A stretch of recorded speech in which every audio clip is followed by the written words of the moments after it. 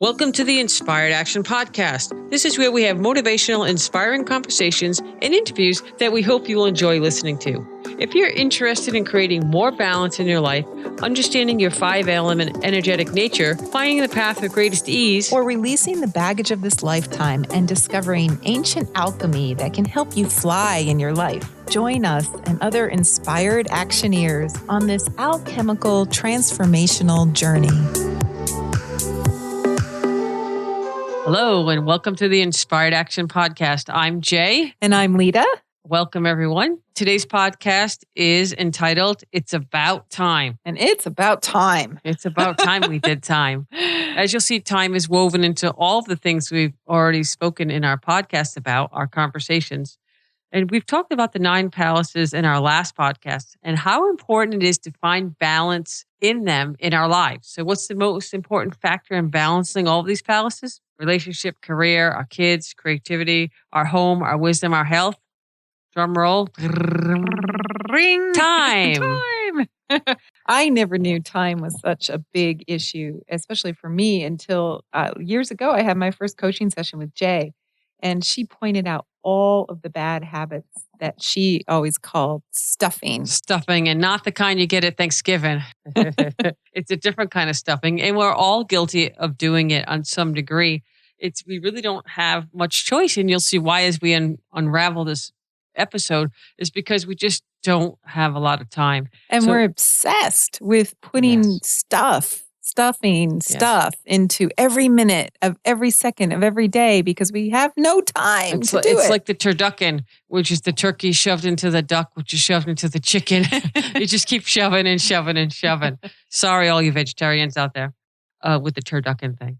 So, today we're going to talk about how important time management is to your ability to self-cultivate, which is really the theme of a lot of the things we're talking about. Is how to make your life more meaningful, more happier, more joyful, more loving. And you have to self-manage your time. Yeah. And there are so many wasters of time out there. I mean, basically from the time you open your eyes to the time you close them, someone or something is going to try to steal your attention, and it's never ending. It never ends. They're time suckers, as I like to call them. They're everywhere. It's one of the biggest things I do in my sessions with people is they just don't understand how time can slip away. And as we talk, like we're going to talk today in this conversation, for me, I think time is more valuable than anything on this planet. I mean, I would argue love. Like in some cases, but even love, if you have no time to go be with your loved ones, correct, then you don't have love. It is about spending time with each other. How's that? Spending time with each other. Spending time with each other. More time with each other. But I think time, and we'll add love, asterisk love, is more valuable than gold, silver, dollars, real estate, stocks, bonds, Bitcoin. They're all pale in comparison with time. So the amount of time you get for this lifetime and how you spend it is what we're going to talk about today. So I was telling Lita today, we have 1,440 minutes every day. And she's like, what? Really? I mean, yes, that's our little... Seems like a lot, but it's not. Goes by in a blink. Explain why it's not. So waste not, want not. So if you spend all of your day dreaming without actually doing anything, where does that get you? Are you just wasting all these minutes that you get, all these hours that you get? Everyone has the same 24 hours every day. Well, unless dreaming is what makes you truly happy, then maybe that's not a waste of time at all. Then you can go for it, yes. And one of the things we're also going to talk about is the FOMO. Lita, what is FOMO? Fear of missing out. One of my big problems. Yes, and it's rampant in the society right now. It's throughout the world. Anywhere there's smartphones, there's FOMO. So we're going to talk about that later and give you a couple tips on how you can maybe combat that a little bit. And I just want to go back to our first episode when we talked about the willingness to change. And, we said one of the things about this podcast is, people listening, hopefully you're okay with change, but change is work. And I can say that 5 times, change is work, et cetera. I like to say it as you're replacing bad habits with good habits. And that's the change. Yeah. And if you want a better life, then you'll need to do something about it. And you need to do more than just think about it. You have to take action. So Hence again, inspired action. Mind, desire to change, transformation, all these things. Yes. So first comes the inspiration that we talk about. So why, if you don't have to change, why would you want to change? From inspiration, you get goals and desires. And, even though change is hard work can also be easy. And everything can be easy. It's really a mindset. Well, that's part of the alchemy as well. Yeah. Everything's easy. And actually, we're going to introduce that concept coming soon. But before we do that, let's talk about some time stealing ideas. Well, yeah. Okay. So if you have every day a battle going on, a war against time, and people are trying to steal your time away from the moment you wake up to the moment you go back to sleep. Even if you don't sleep all through the night, you're still getting people or apps or different things trying to get your attention. So what I'd like to do is we're going to break down what I do with people is break down an average a day. So what I'd like to have you do is break this down according to your life to see what your day looks like. It's not part of your homework because we can have a ton of homework later, but this is something to kind of do to give you a guidepost of where you are in your life. So, okay, so everyone has 24 hours a day. Again, 1,440 minutes every single day. You can decide every day, every hour, every minute how you want to spend your time. Time should be like gold, or better yet, oxygen. Always wanting more, more, more. Can't live without oxygen, can you? You'll start choking. You'll start pretty much passing out. You'll just be like dead. You'll die. You'll die, right. Okay, so let's begin. These are just kind of like guidelines that you can adjust accordingly. So let's just say in a perfect world, we put in 8 hours for you to sleep. Take the 8 hours. It's yours to sleep. Now, Lita, do you get 8 hours of sleep a night? I wish. I mean, I love getting 8 hours, but there's many nights I sleep 6 or 7. Yeah. Okay. So for this purposes, 8 hours. Take it. Then you get 30 minutes for meditation or quiet time throughout the day. That could be 15 minutes in the morning, 15 minutes at night, or 30 minutes in one session. So this is a really hard concept for many people, but with a little effort and a little practice, you'll really learn to love these 30 minutes. And I've done this in many different ways over the years. And there's been times where meditation's come into my life and then gone out of my life. And I have to really say emphatically that when it's in my life, I'm calmer. Yeah. I have less anxiety. So we're going to talk a lot about meditation going forward. And we're going to actually have some meditations that we're going to offer people through our website eventually. So we might have something in the show notes. We're not sure if we'll have it ready yet. Yep. Okay, so let's go. So the next thing I put in was 60 minutes a day in the bathroom for the whole day. So that's showering, grooming, pooping and peeing. Yes. Various other bathroom duties. I'm being a little generous, but you get an hour throughout the whole day to get your business done.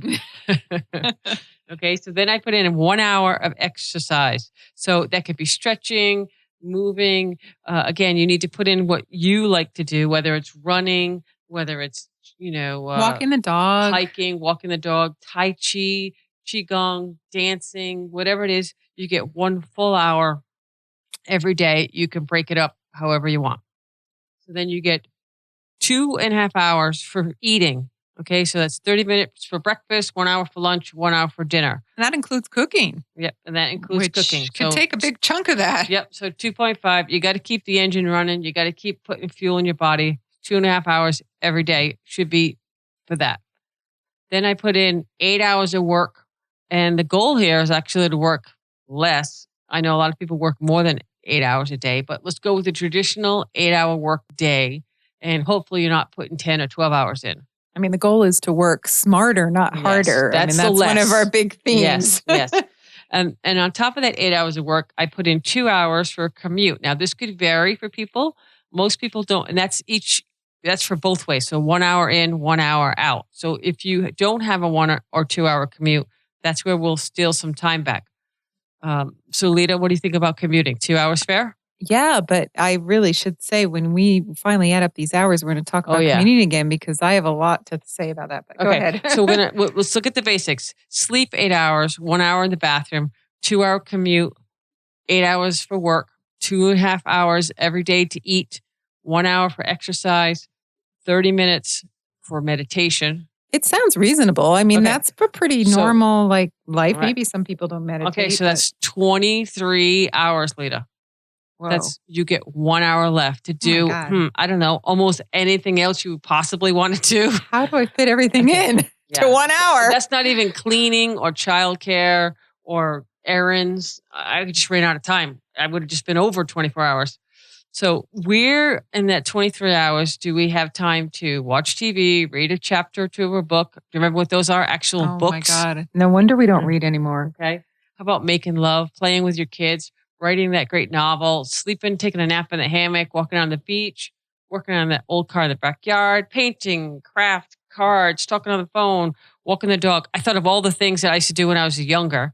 When I was a kid, how about just hang out with people, sit on the porch, and have a drink and just hang out, and never mind the big one. How about some alone time with yourself? Oh my God, what a concept! Yeah, so self-cultivation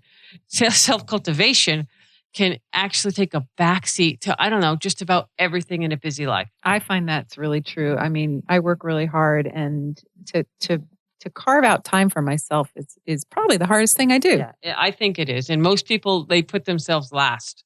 They put the kids, the dog, the partner, the parents, work, the boss, the neighbors, everybody before their own needs. It's no wonder so many people are miserable in their lives. Where's the fun? There's no time left for fun. Remember we talked in the last episode how I ask people all the time, what are you doing for fun? And they just kind of stare at me like I'm like a freak. I'm like, come on, where's the fun? Okay, so with that said, hopefully you're not feeling too depressed about how your life measured up to that. Maybe you carved some hours out when you start to do your list. So if you're in that 23, 24, 25, 26 hours in a day, which we don't have, oh my God. We're now going into negative numbers. How can we take time back? So where can we take some more time back? I think a lot of people don't sleep. Yeah. I think it's a horrible place to take it from. In exercise. Yeah. In meditation, all those things that we need the most is what gets cut first. A client came in yesterday and told me he literally sleeps 4 to 5 hours a night. Yeah, that's not going to hold up. Yeah. I mean, some people, there's like one in, I don't know what the actual number is, but let's just say 1 million. You can probably get it by on 4 or 5 hours, but that's for most people, that is not going to fly. That's sleep deprivation. That's crankiness. We're going to talk about that in a minute. That's all health. Well, one of the reasons why meditation's helpful is the same reason that sleep's helpful. Is in Chinese medicine, we think of like life basically is us being in resistance to a lot of things. And when we sleep, we let go of all that resistance. Yes. And then we wake up and we feel rejuvenated. And meditation's like a little bit of sleep during the day where you let go of that resistance. Yeah. So if you're not sleeping enough, you're not giving yourself that chance to let go. Well, as we unravel these hours, we'll see that where and why you're not sleeping. And a lot of it has to do with smartphones now and tablets and computers. But before we jump ahead, okay, so sleep, you get maybe 8 hours if you're lucky. But like you just said, we need to get that sleep without interruptions. It's your beauty rest. It's your you beauty need rest. it. Yes, your beauty sleep. See, your parents and your grandparents were right when they said that.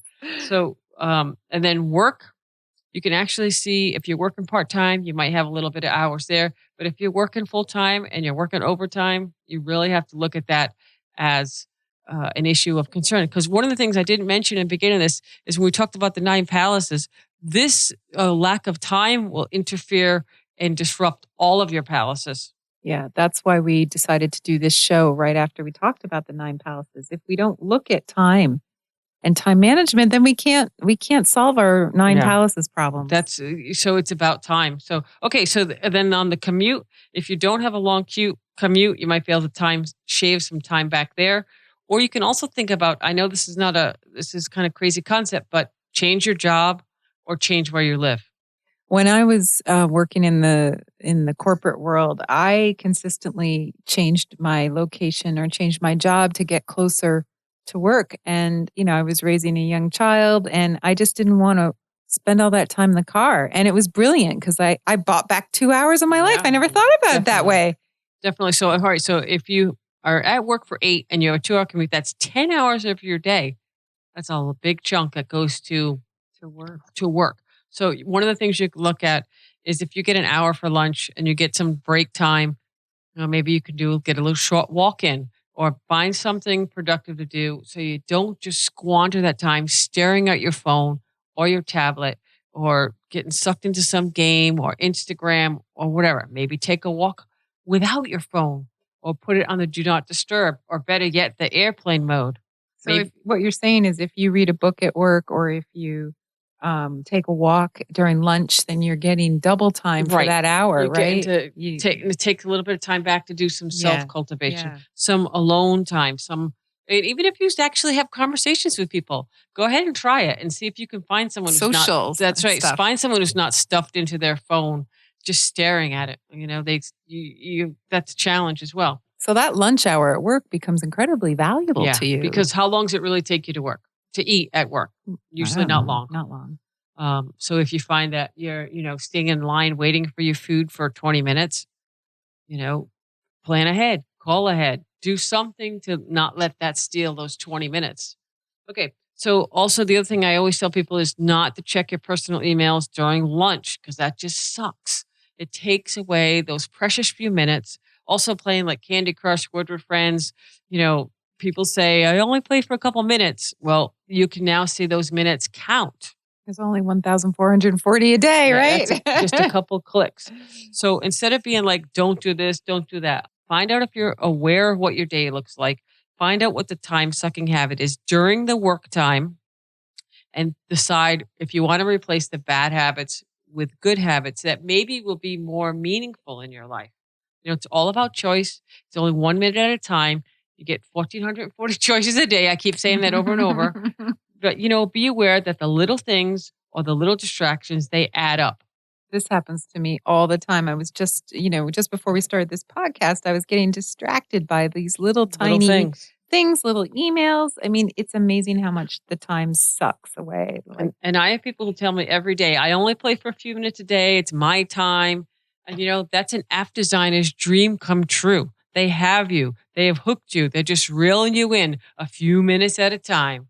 And that's really what their whole job is, to get people to spend more time in whatever app. Didn't you say that you read about an article about how these app designers are really gearing their apps to hook the consumer in more and more. And they want you just to be, the quality of life will go down in a human realm, but you're into the artificial realm or fake realm. I don't know what you call it. Virtual. There you go. You're online. You're on your phone. That's their job. We think the iPhone is such a great invention because it's really, in a way, given us so many options we never had before. But what have we lost? A lot. And we're gonna wrap that up in the bottom there, but of the show. If you are convinced that you need to play this game or do this email or social media, it's okay. If you cannot live without it, fine. Own up to it. Do it. Whatever. You're just going to be okay with that. But don't complain or say, I haven't written a novel. I haven't been going on this trip. I don't have a great relationship. I don't even talk to my kids. I mean, there's all the things that you're losing out on. Choice. It's a choice. Yes. Yeah. So the choices. So, it's not about me getting up on a soapbox saying, don't. It's about you looking at your life and deciding what you want to do with these minutes. I think we all can listen to this and think it's logical. It makes sense. But to actually make the changes is really hard. It is hard. And it takes time, it takes patience, it takes dedication. You have to want that transformation and you have to have a reason. You have to have a reason. And, you have to find what your reason is. I remember one time you said, we were talking about this person we both know, we're both working with, does it fill a void with them? Is it an emptiness? Are they just passing time because they don't want to face their own lives? Right. That's what a lot of people have to deal with. And I also have this thing that I came up with. It's called addicted to distraction. So we'll talk about that. I call it ATD. Which leads up to ADD. Okay, so I made that up. There you go. I think it's so true. So addicted to a distraction, it just sucks all your attention. And we'll also talk about FOMO in a minute. But this addiction to distraction, think about it. Yeah. You go on your phone, You look up the weather. I'm definitely addicted to then you get an Instagram. ad. Yeah. Then you go to this. You go to Pinterest. Someone asks you a question. You run to Google. You go to Quora. You go to all these different things. You're just down the rabbit hole in like 2 seconds. You go out to dinner with people. You ask a question. 4 people pull out their smartphones and I got the answer. Blah, blah, blah, blah, blah. And there's pretty soon every single person at the table's on their phone. Now, there are some times when I think it's not a bad thing. Like, I've watched a lot of people go through tough times. Maybe they're getting a divorce or somebody died or whatever, and they go home and they binge on Netflix. Oh, and we're going to talk about that too. And I mean, I think that's an addiction, but it's also, maybe life is so painful at that moment in time that's helping them get through it. I mean, that's better than drinking or, shooting heroin or something. I don't know. I don't know about shooting I don't heroin. know, Oh but my God, all I'm saying is that wow, that's a big leap from Netflix to shooting heroin. I do think sometimes people need to give themselves a break when they're having a super duper rough time. Yes. They just need to get through. I think I think everyone started that way for sure. We're like, oh, you get to watch all my shows all at once in a weekend. You get to watch a whole season in a weekend. And then time just goes by and then you get out of work on Friday, you watch TV all weekend and then it's Monday again. Wow. Is that really a good weekend? Most people probably would regret that. I always say not great for your relationships and yes. And if you have no human contact with anyone in the world, you'd probably be pretty happy. Although your cats might be feeling neglected. Yeah, right. I'm joking, cat people. I'm joking. Could be a dog. Okay. So, all right. So we're working on that a little bit. So, okay. So if you're binging on TV, social media, Netflix, if you ask yourself, why am I doing this? I wish I had more time to do blank. What would you then do? Pick something, or would you keep doing these things? Like if you really wanted to, go fishing with your buddies, or do you actually fish? I don't. Your father I grew does. up fishing. That's right. I grew up fishing. But I know what you mean. Like, how about the movies? Yeah, go to the movies, play with your kids, or go see them in a game. Yes. I remember many people say they don't even get watch their kids play sports. I remember anymore. how hard it was for me to see my son in his soccer games. And then also people, if they're artists, art seems to drop by the wayside a lot for people. They used to say, I used to love to paint or draw or just do art in general.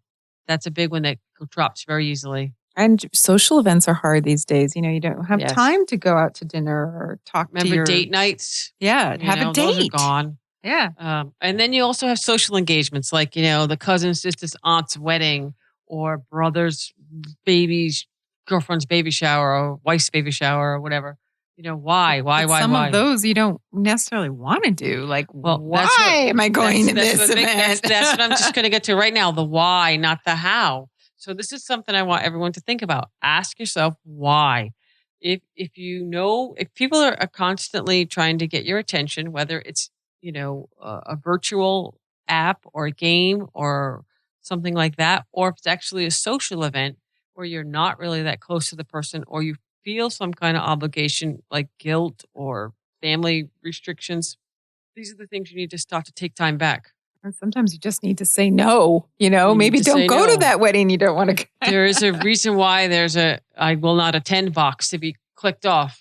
On the RSVP. On the RSVP, that's right. Yeah. So it's about asking the question to yourself. And let me just go into the really, esoteric here. But in Chinese medicine, there's a poem that says, first you get an idea kind of from spirit, from your higher self. And then it becomes your intent. And then after a while, you start getting the will to make it happen. And then you start to think about, well, how would I do that? And then you get the how. So in the very beginning, you're getting why. You're getting from like some higher part of you, the why. What is really important in your life?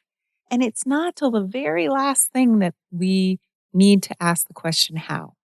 Yeah, I think that is so true. And that's kind of also woven through all of these podcasts of why are we doing the things that we're doing? And if we ask that question, then we start applying the choices to decide, how I'm going to spend my time better. Yes. Are you spending the time living and loving with the people you care about? That should be really what matters most, to have experiences in life, surrounding yourself with people who love you and care about you and are joyful. Okay, that's fantastic. So the next thing we're going to talk about as we move through this, we're going at a very fast pace, is mindfulness. This is also another thing that I see all the time. So is it mindful if you're mindlessly doing emails, TV, multitasking? I know people who will have the TV going, they'll have a tablet out, like an iPhone, an iPad, and they're also texting on their own phone at the same time. And probably talking to their kid in the background. Yeah, probably talking to the kid or a partner or something. So, I mean, that is this overload, this fear of missing out, the FOMO. We're going to talk about that at the very end. So, my thing is, I always ask people, what if you lost power? What if you had to unplug? Would you connect with people? And they always say yes. They're like, yeah, I would, I guess. I mean, sure. So we have to disconnect to actually connect. You have to disconnect to connect. So we're in the middle of a time revolution. And I want to lead the revolt. I'm sure there's other people out there doing it too. The revolution. But take back what is truly ours. It's time. It's your time. It matters. Your sleep patterns are being altered. People are cranky, sleep deprived. They're just checking their phones. I heard a thing once that most people check their phone anytime between 150 to 600 times a day. When we were in Hong Kong, oh boy, yeah. we were walking around the subway system and we were blown away. I'm sure this is true in every city in the world, but Hong Kong is really populated. It's congested and people move in like large rows of people. It's a little different than here. And everybody they were like zombies, walking, trudging along, staring at their phones. Hundreds at the same time. Nobody was trying to get anywhere very fast. Like in New York, people go somewhere. I don't see that as much. But they were just moving in mass along, all staring at the screens. It was really kind of scary. It was really creepy. I'm sure that was a couple of years ago. I'm sure it's probably even worse by now, all over different places. And we were at outside of an Apple store when the latest phone came out, and the lines were, I've never seen lines like that before in my entire life. They had to have been waiting for hours and hours, and there was just so many people, and it was crazy. It was like, and it wasn't even like a new iPhone. It was like the middle, 5 or 6 or something. A minor update. Just regular, one of the, the every year one. So as these addictions, dare I say that word, start to come through and they start to affect our sleep on a long-term basis, it's not good on the body. It's not good on the immune system. Things start to go wonky. Lita already mentioned that in Chinese medicine, what happens when you get sleep deprived. Yeah, I mean, if you're sleep deprived, your body is in resistance a lot longer all day long, and resistance is what causes ill health. I mean, there's really nothing else. Resistance is futile. Yeah, like Star Trek. Okay, the Borg. The Borg. Yeah, so maybe the Borg is our cell phones. Yeah, so these are just some of the things that we wanted to talk about. And let's just kind of look at some of the big time suckers. And I did a top 3 here. So let's talk about the top 3, Lita. Number 1, emails. Problem or no problem? These are what you need to ask yourself. So are you getting bogged down? Do you spend a lot of, I think it's the number one thing when I start to break down people's time. They just spend at least an hour to 3 hours every day on emails. Mm. How about you, Lita? What are you doing on emails? I think there are days I definitely spend more. I don't have a lot of time for email, luckily. So I probably spend an hour, but that's a lot. Yeah. I used to get really bogged down. Then I did some of these cool things that I had working on. And I think for me personally, it's made a big difference. And you know what? After you get out of this rut and you start to think about these emails, I'm like, I don't really care anymore. That's a whole new attitude. Like, oh my God, you don't care about that shirt that you love from your favorite company? You don't care about all these different things. Yeah. And I'm like, wow, I feel free. So what I came up with was I call the 626 rule. And this is a little extreme for people, but no emails after 6 p.m. or before 6 a.m. So it's a little 12-hour window. Wow. I know. And it's easy because you get home at 6. I'm just using that time, whatever your time is. And then you just, you have dinner, you hang out with your kids, you maybe find that little time to do something for yourself, and then you go to bed. And you know what? No checking your emails during those hours.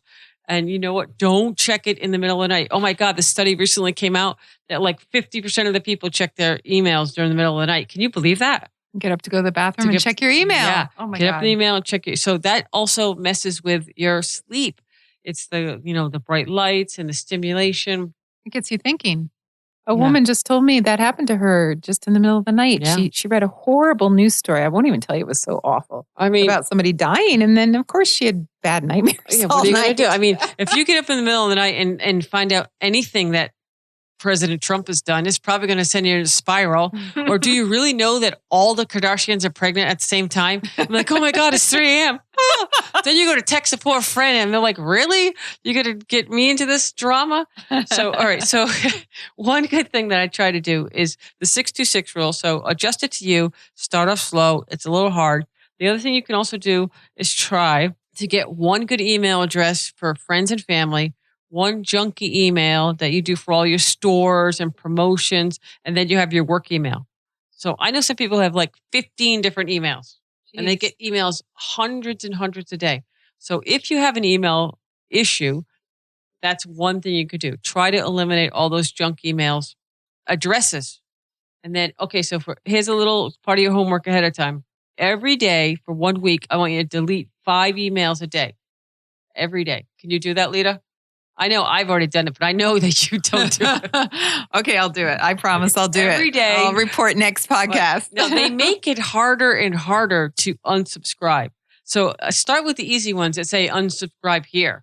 I hate to unsubscribe and then you click on it and then it takes you a thing and it says put in your email. Then you got to go back and see which email it was. It's hard. I've tried it. Yeah. So go start with the easy ones.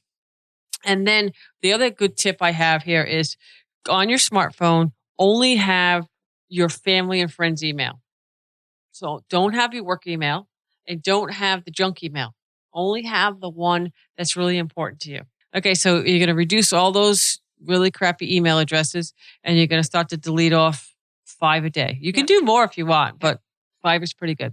And then you can also, if you're like, oh my God, I can't because of work, you can maybe have an assistant who can maybe screen some of your emails, prioritize, anything to get you not sucked in on the ones that are not important. And you could also make a rule. I'm not going to do any emails until I do X, Y, and Z every day, which could be great for running, meditation, Tai Chi, any of those things.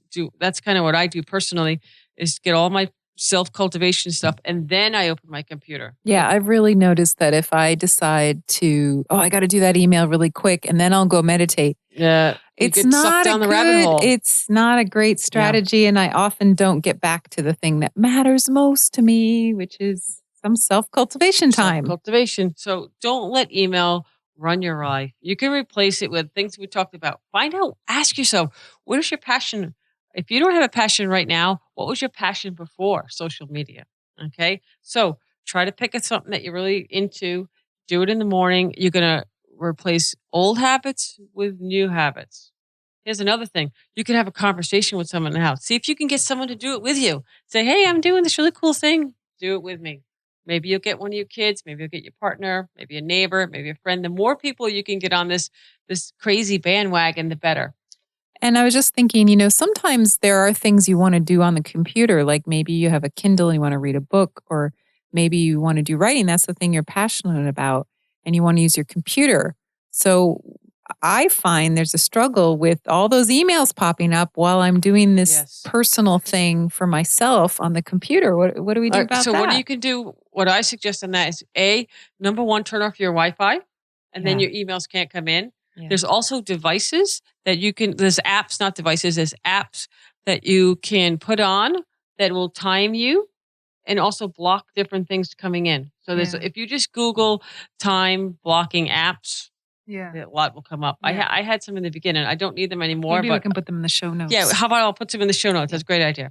So again, a couple of things you could do. If you find this extra time, you could do, I wrote here, have a cup of tea and a coffee and a blank page. Okay, so what I wanted to say about that is write down what's going on in your head. Write what were your thoughts, emotions, things you're grateful for. There's so many ways to journal out there. You could just also Google that and you just pick one. So in the beginning, you might just be writing gobbledygook. Who cares? You'll get your clarity back. I promise. Just stick with it. Over time, you'll start to have your own thoughts again. I like when you said that when you cut out media in the morning and just started thinking, you started having original thoughts again. It took about a week to cut through the fog. And then after that, I started, and I was not severely into it. I was like mildly, but wow, it took a while, and it's been like 3 months now. And you said your mind kept wanting to create news and events. In the beginning, I was kind of like making up news events, so trying to remember old news events. It was really interesting. So it really was an addiction. It was an addiction, yeah. And I think, like I said, I wasn't severely addicted, but I definitely had some issues going on, and I couldn't think. I was letting other things rule me. Like you mentioned in the first episode about being a little boat in the ocean. Yeah. That's kind of how social media can be. Yep. Are you being pushed around from thing to this, to Twitter to Facebook, to Instagram, to Pinterest, to Snapchat, I can keep going down the list. You don't have a rudder for that boat, or you're not sailing in a particular direction. Rudders. We're giving you the sails and the rudders. So, all right. So again, steal back a few minutes. Those are the things you can do those minutes if you have that issue with email. So the number 2 big time suck is news, whether it's real news or fake news. It still sucks your time. Okay, so if you're constantly feeding yourself with junk news, entertainment, again, I'll pick on the Kardashians, what they're wearing, what they're doing.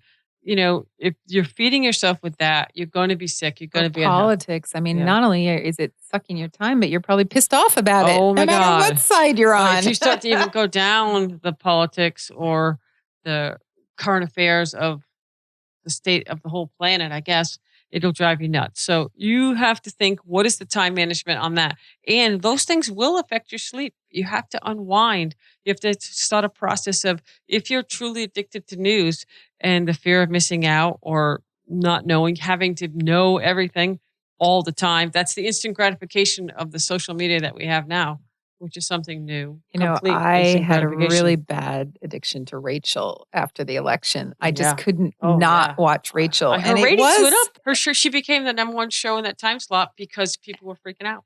And I was afraid not to watch. I would miss something really important. So I actually had to stop. And I love Rachel. I actually know her personally. And I love the show. But I can't have that in my life. the app designers make it so you stay and say. Well, also news departments and TV entertainment, their job is to get you to watch the show. The headlines across the bottom, the alluring questions, the headline tease. Those are all to get you to have some fear, and you have to know how it's going to go. Like they used to have this joke that said, the news channel, the local news, major storm hurricane coming, but in your area, tune in at 11. Okay, that means you're tuning in at 11. Okay, you're not going to be like, I'm going to bed. My hurricane might come, I don't know. So those are the kind of things. They're kind of hooked to get you to pay attention. They tap into our paranoia. Oh, yeah, definitely. So again, pulp culture, 24-hour news, smartphones, tablets, computers, our TVs, they're all just kind of sucking in. And now I've noticed like even almost every app has some kind of a news connection, whether it's a headline or an ad or a tease. It's actually really hard not to watch the news because if you're doing Facebook, the news is popping up all over the place. Yes, and that's that fear of missing out, the FOMO, it's epidemic. And so once you realize that, you can stop and the world is not going to end, guess what? That's freedom. Yeah. I always say this funny little meme that I saw. It was a guy and he's really buff and he had this sad look on his face. And he's like, I forgot to post my workout on Facebook and now it's meaningless. Oh my God.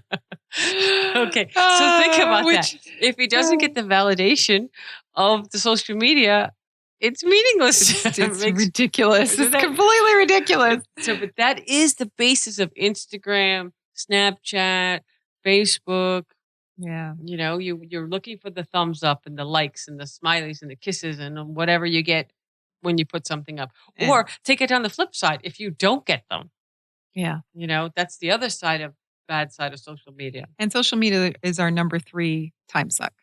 Yes, social media is number 3. So you can it's all encompassing, but you will know if you have a social media addiction. If you're checking your Instagram at 6 a.m. before you meditate or How about give your partner a kiss or walk the dog? Or if you're flipping through Facebook while you're walking the dog, seeing if someone responded, see if someone gave you a thumbs up. These are all big warning signs, red flags that you need to look at that. Or how about you can't go out to dinner without putting your phone on the table and constantly checking it? Oh, yeah. Okay. I mean, that's a big one. Yes. I'll give you a quick thing to do. If you go out with people and you feel like you're not getting everyone's attention, you put everyone's phone in a pile and you say, okay, first person who touches their phone has to pay for dinner. Oh, people have gotten so pissed at me when I do that. They're like, no effing way. But it works, okay? Try it. See what happens. You'll see who's got a social media addiction really fast if you do that trick. So if you think that's a social media thing, think about the things we talked about and what would you do at that time? What did you do at that time before we got sucked into these smartphones? So let's have some concrete steps, some homework, some tips for people to start. Okay, so wait, almost. So number 4. Are you're going to go add 2 more? Okay. Number 4. Really quick, binge TV watching. It's a real thing. Yeah. So like binge eating, binge drinking, binge Netflix. So if you go from a Friday night and you wake up Sunday night or Monday morning and all you've done is on that couch and watch TV, you have lost that time. You are never getting it back. Because really, if you've only got 1 hour left a day during the week, your weekend time is the most precious time of your entire week.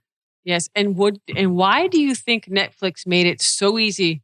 Why do you think they let you watch the whole season at once or 2 seasons or 3 seasons? So you'll keep watching. So you keep watching. So you're not on Twitter or Facebook if you're watching Netflix. Mm-hmm. That's why they made it so easy.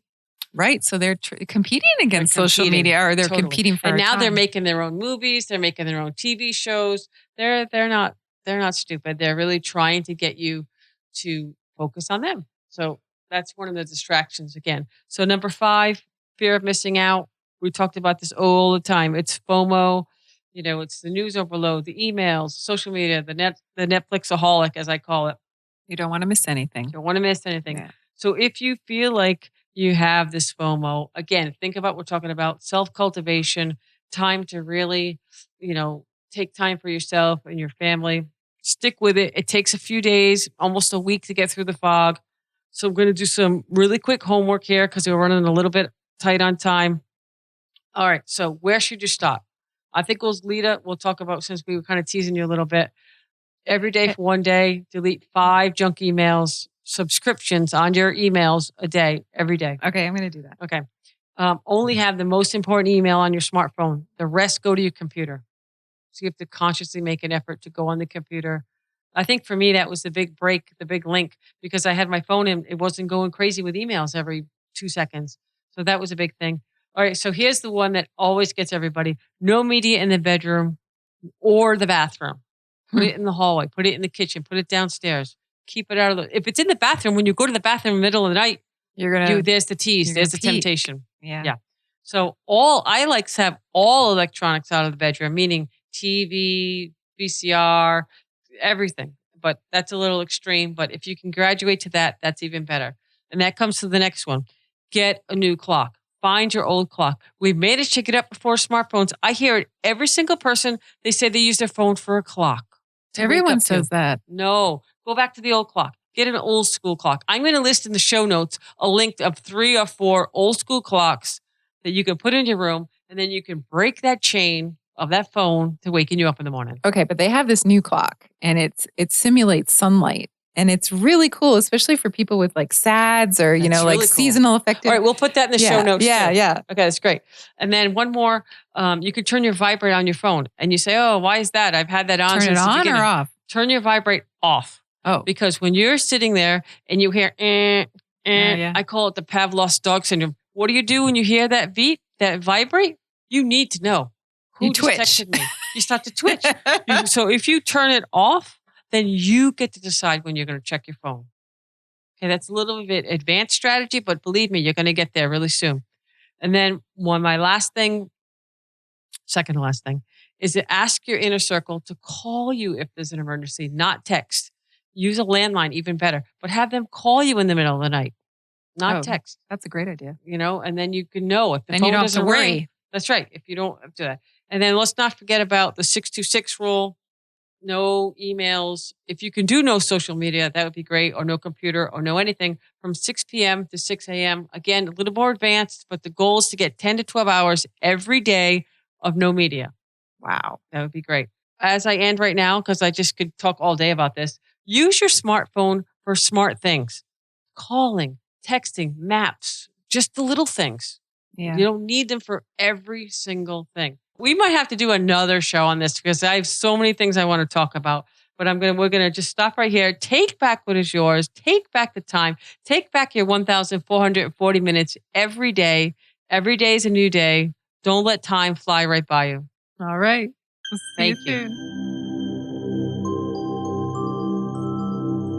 You've been listening to the Inspired Action Podcast. You can follow our Inspired Actions on Facebook, Instagram, and Twitter. If you haven't yet, please subscribe, rate, and review this podcast. If you have already, thank you so much. We read all reviews and really appreciate your input. Join us next week for another Inspired Action conversation. Thank you for listening. Thanks for listening, and don't forget to hug the dog.